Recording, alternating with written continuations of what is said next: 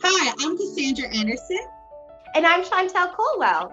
and Welcome. this is Csquared.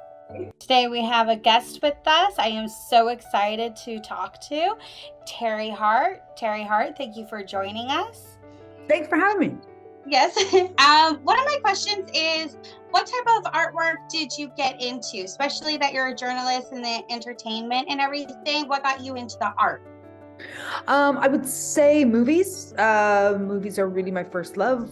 And I started off in television at the Movie Network when I was 24, and I worked there for 19 years. And really that was my kind of undergraduate and graduate class working at the Movie Network and watching hundreds and hundreds of movies a year, interviewing people, and really it was kind of a boots on the ground job in terms of learning film and understanding film, and from there kind of broadened my horizons to more prestige television. At the time, you know, the golden age of television was kind of beginning with HBO, with Sopranos and 6 Feet Under, and you know, If These Walls Could Talk, shows like that. And so it was really, I immersed myself in that because those were the shows that we were broadcasting on the Movie Network. And then after 19 years, I was really, although movies are still very much my specialty, and that's what I focus on at Super Channel now. Certainly the years that I spent at Breakfast Television, I also was involved in music and more conventional television. I covered the Grammy Awards. I covered, you know, God, so many things. So yeah, I mean, I'm kind of a well-rounded entertainment journalist at this point, entertainment reporter at this point, but still my focus will always be movies. That's kind of Which one of the movies was your ultimate favorite that you would say? Impossible to say. Movies are like clothes or food or anything else that you're passionate about. It kind of depends on your mood. So if I'm in the mood for something scary, or if I'm in the mood for something that's going to give me the feels, or if I'm in the mood for something that's going to make me think, it changes all the time. And I've never been able to answer the favorite question because I just see so much that it can ring different to me a different day. And if I say what my favorite is, it kind of eclipses what's yet to come. And I always like to leave that spot open because maybe something is going to kind of pique my interest and excite me in a way that I haven't been piqued or excited before. Movies transport me. Movies take me to a different place. Movies teach me things. And so it's hard to say what your favorite is when they all do all those things kind of simultaneously.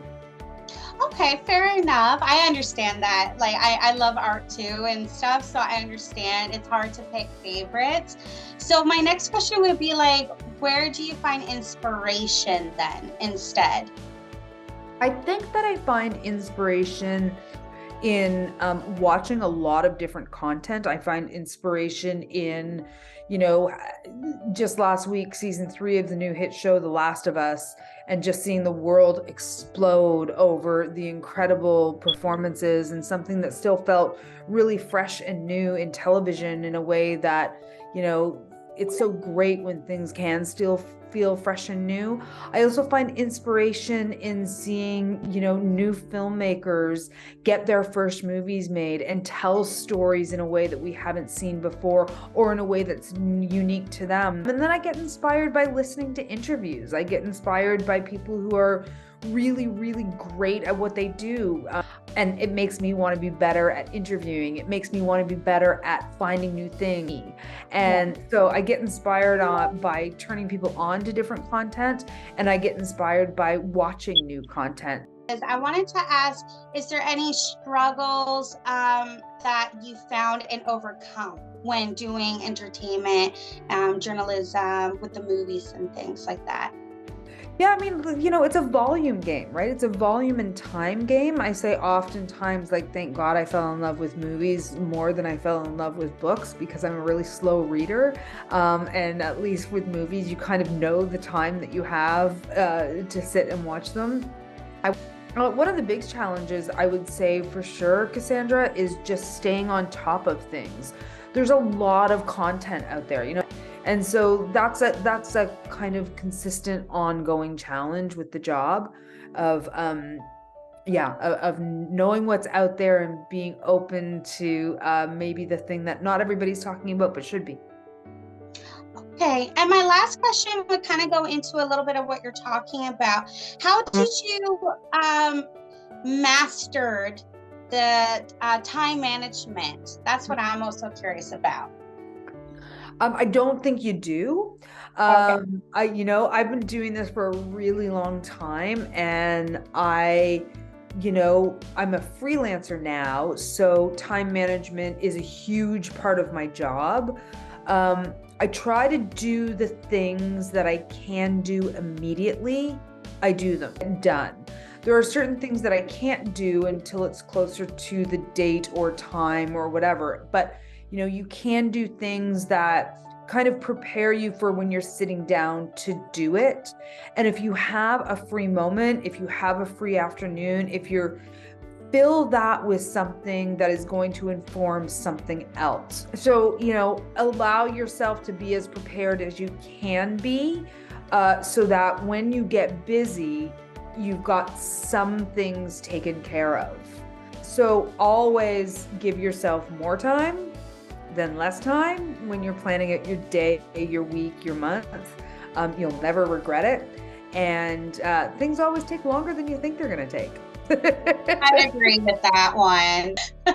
Yeah, most definitely. We actually, Cassandra and I have set aside time for ourselves to watch certain documentaries, and they've only supposed to be like an hour and a half, 2 hours long. It ends up taking us 4 hours to watch this documentary, if not longer, because we're like pausing it, taking notes, saying things. So I understand completely with that.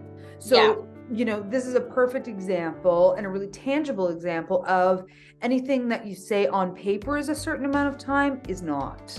And that takes a lot of time and a lot of experience to figure out how much time things actually do deserve, require, and need. And those are 3 different things, right? Like certain things don't deserve more time than they have. I mean, you should have certain things set up in your infrastructure of life that things only take so much time if they only need, and then other things need other time, like if I have to read a lot to go with it, I'm a very slow reader. So if I have to read a lot, I have to factor that in. That's a need that I have. And require, that is like something requires me to be more present. Does it have more import? Am I doing this? Am I watching this for this client or for that client? Am I watching this to do a quick 5-minute Q&A with somebody, or am I watching this to talk on a national radio program for 15-20 minutes on a panel? The requirements are different. So, asking yourself those questions in terms of your time management and time allotment, that factors into it as well. Thank you. That's very unique. I haven't heard it that way when it comes to time management. And I like how you put that into perspective. That was good. Yeah. Helpful. I don't think we really have any more time either, considering speaking of time management, I guess that rolled right into that. But I would like to thank you so much again for being here with us, Teri. We really appreciate it so much. And I'm sorry I'm really gross. I'm the worst right now. No worries. All good. All good. Thanks, guys. Good luck with it. Thank you. Okay. Bye-bye. Bye. Thank you so much for listening. I'm Cassandra Anderson. And I'm Chantel Colwell. This has been Csquared.